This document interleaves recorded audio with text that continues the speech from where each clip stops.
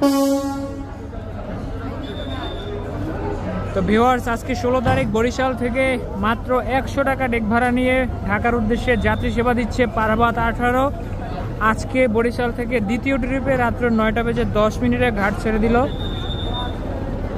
আজকে পারাবতে যাত্রীও দেখা যাচ্ছে বেশ ভালো পরিমাণ যাত্রী রয়েছে।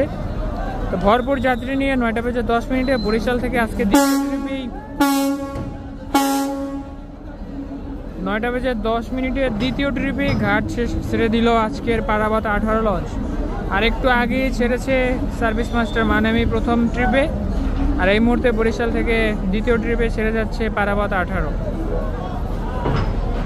আজকের জন্য মাত্র 100 টাকা ডেক ভাড়া বরিশালের এই 3টি বিলাসবহুল লঞ্চেই। তো 100 টাকা ডেক ভাড়ায় আজকের প্রথম সার্ভিস মাস্টার মানামি লঞ্চের পারাবাত 18 ঘাট ত্যাগ করলো।